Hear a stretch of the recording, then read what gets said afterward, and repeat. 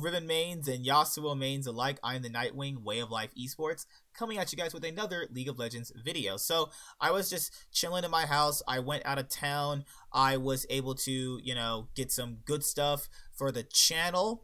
I got some stuff that is going to be really good, and I have an announcement. The channel is now sponsored. Way of Life Esports is now sponsored. So yes, I'll eventually be making a, promotion video about that too. And if you want to support the channel, all you'll have to do is just use the link in the description box below, and then when you buy something from the place, just use the promo code that I'll have in the description box as well, and it'll greatly help support the channel, obviously. So thank you guys for that. If you are interested in doing that and helping out to support the channel grow, then it means a lot, obviously.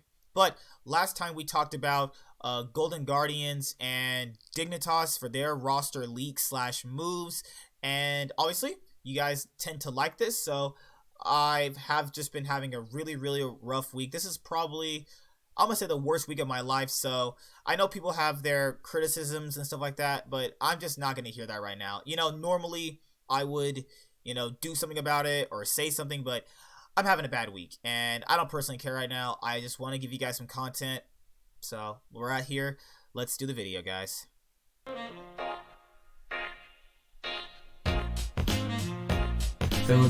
Oh, also, if I need to chime in, I'll chime in, as I normally do. CLG rumors are trading Smoothie for Biofrost. One thing I have heard is Smoothie is joining CLG.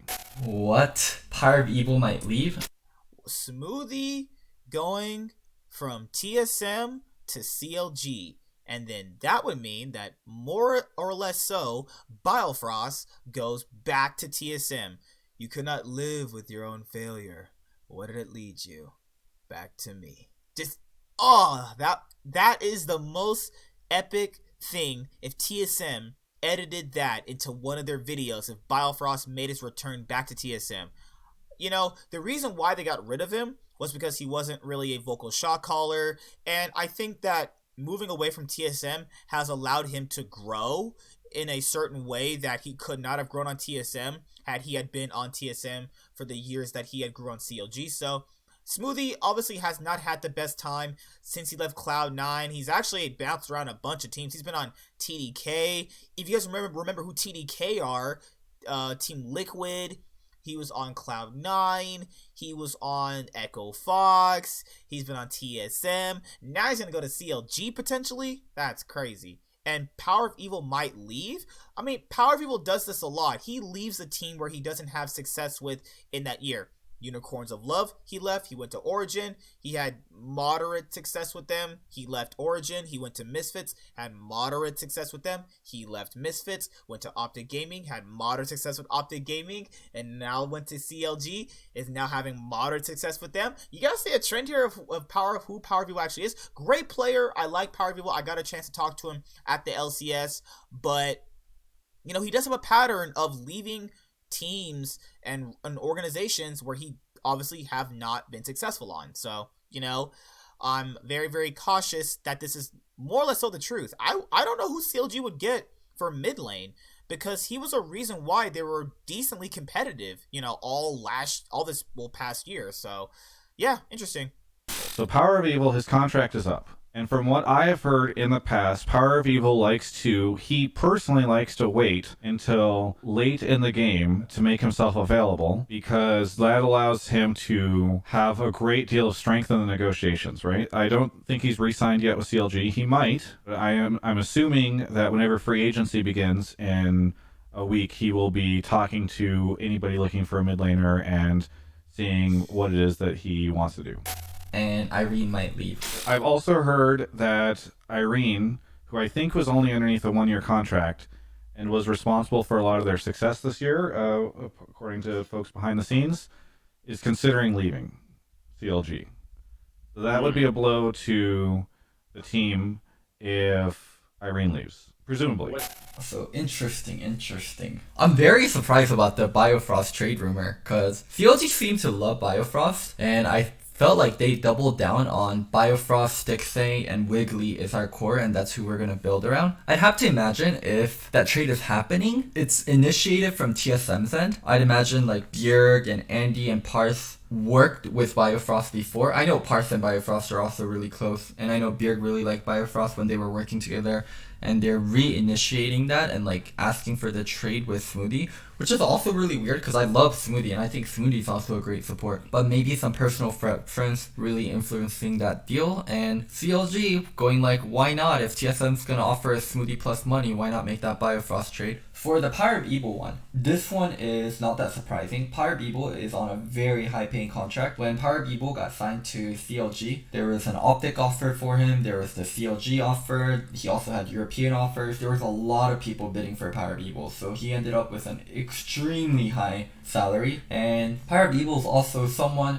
that came to NA, that had decent success in NA, but is still very much willing to go back to EU. He's going to be entertaining offers from both NA and EU, so I'm not surprised at all if Power People wants to leave CLG, or he might get a better offer in terms of salary, or a better offer in terms of teammates elsewhere. So, yeah. I don't know. I would say, like, what if I know people are going to flame me for this, because I'm a Cloud9 fan, but I kind of want Power of Evil on Cloud9. You know, I think Niski is a good average mid laner. I don't think he's as good as Power of Evil though. I think that Cloud9 should offer Power of Evil a spot on the team. That's my own personal opinion. You can choose to dick ride people all you want. That's my opinion. Looking at Power of Evil, I would say if you want success, like he almost had the big amount of success he had while almost taking down SKT back in 2017 in the quarterfinals, then I would say he can't do that in North America. I would say just to go back personally, but we'll have to see how it pans out. Now, the Smoothie and Biofrost trade, I think they're both great supports on any given day. They could be the best, or they could be the worst supports, or it could be the most average.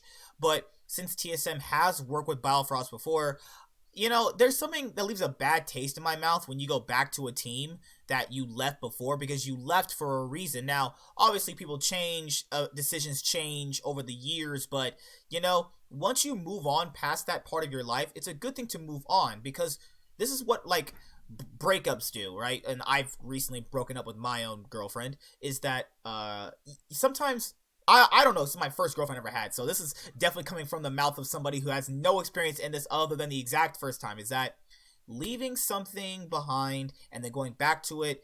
I think Jerry Springer said this in one episode. He was that, you know, people tend to forget the bad why they left, and he left for a reason, and this is the issue, is going back, you probably are going to experience the exact same issues as to the reason why you lost, you know. But I don't think people actually really give that enough credit. People are thinking like, oh, Sven Skaren could just go back to TSM. Do you know how much hate he got on TSM?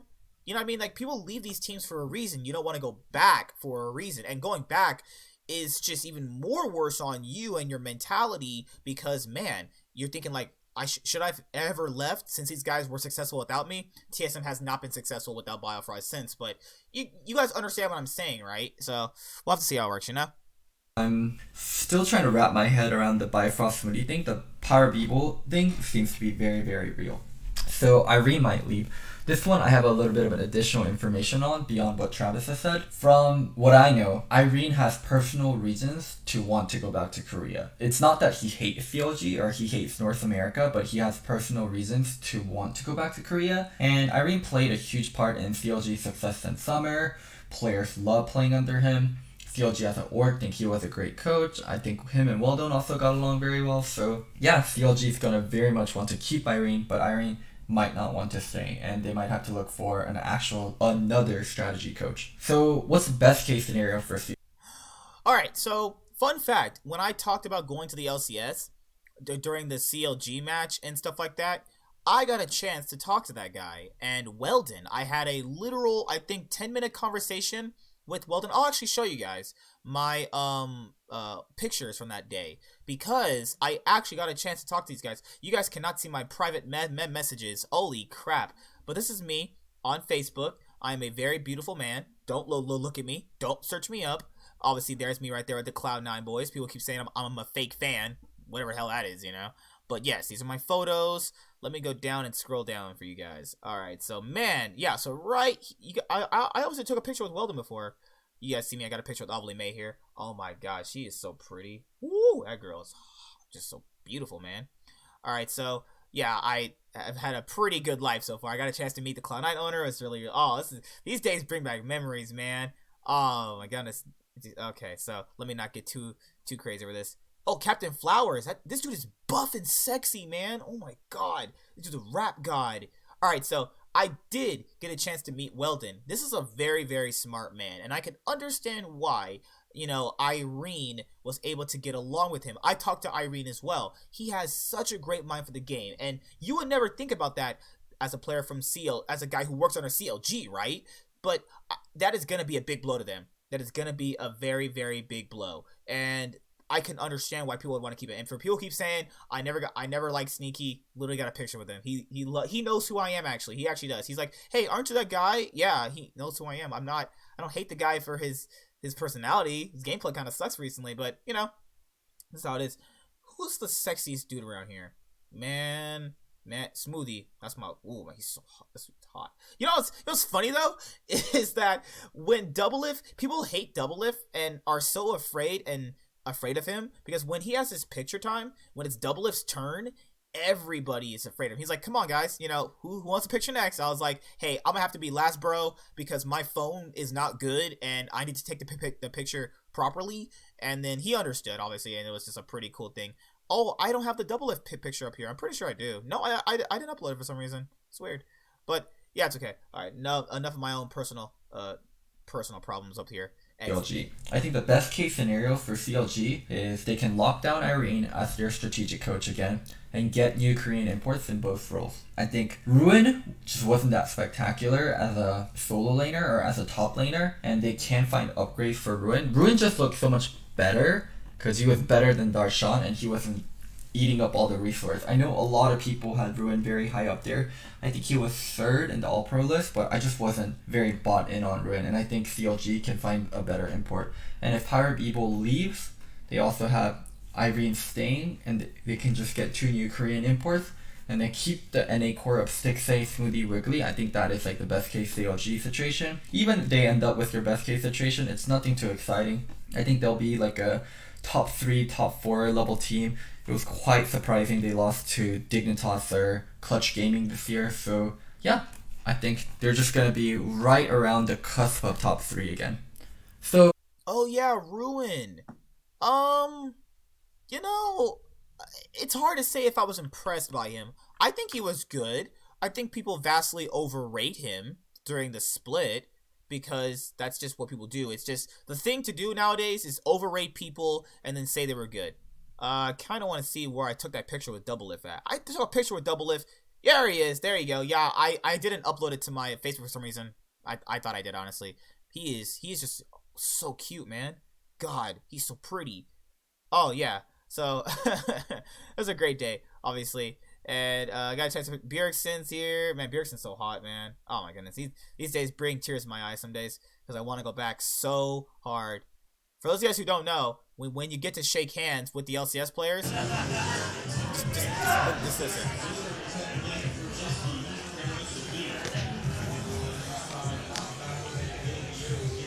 This is like the best thing. When your team wins, right? You get to shake their hands. Games always make me have a hard time. I know. It's terrible. Oh my gosh. I'm getting too old for this. Woo! Sneaky! Woo! Woo! Look around! Yeah! Alright, you guys will never know the feeling of that. Just no one will ever know. No one knows it but me. So now we have FlyQuest.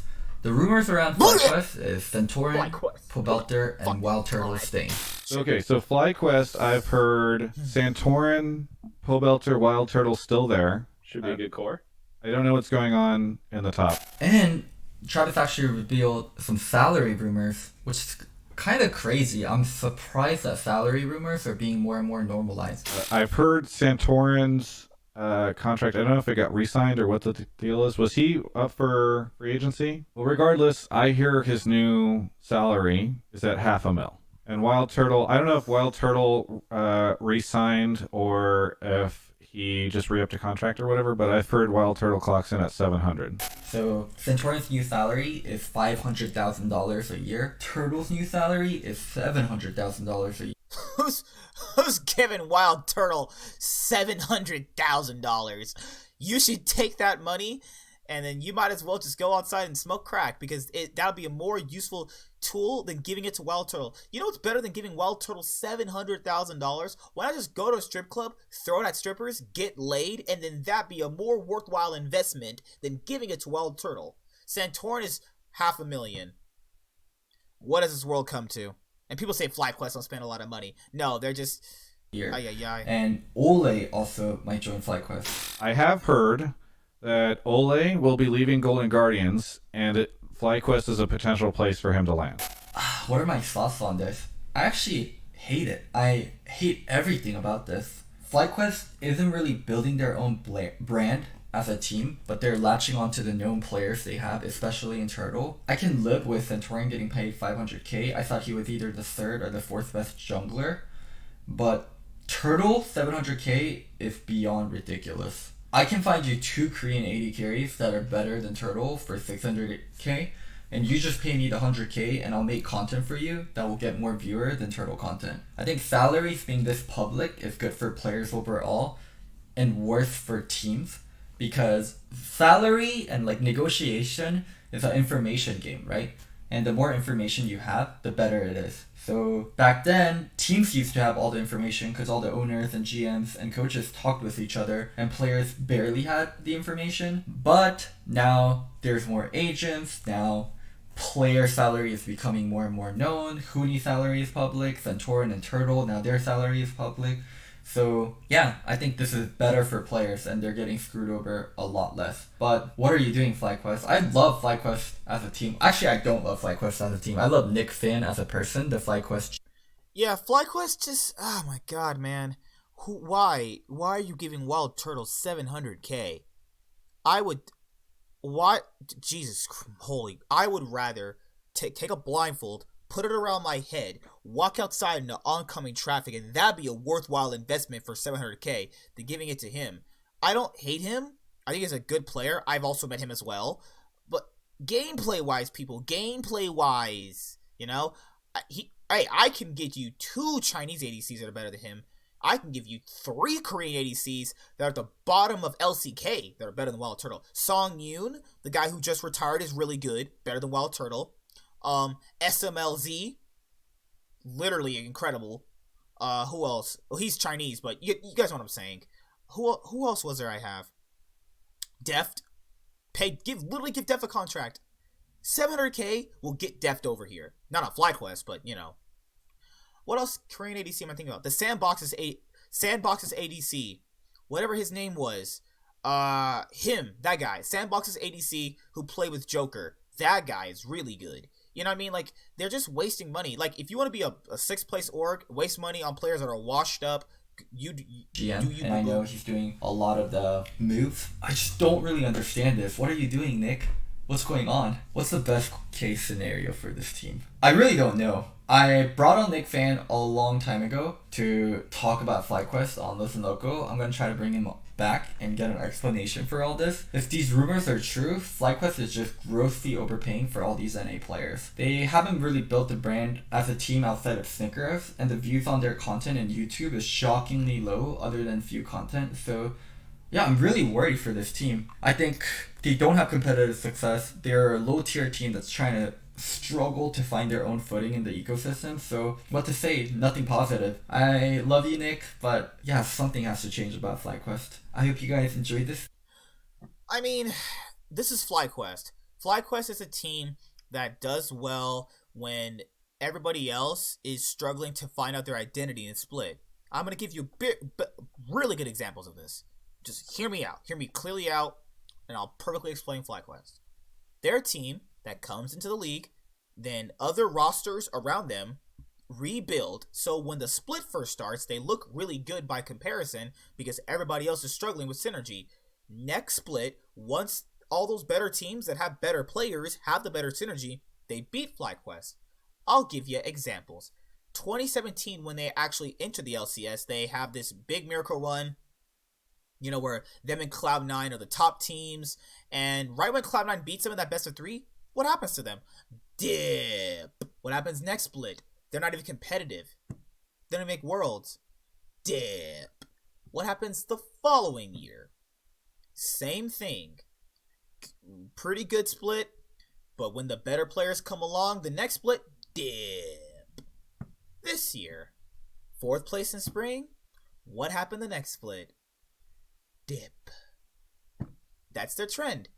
They do well because the better teams have not synergized. Once the better teams get synergy, they're done for.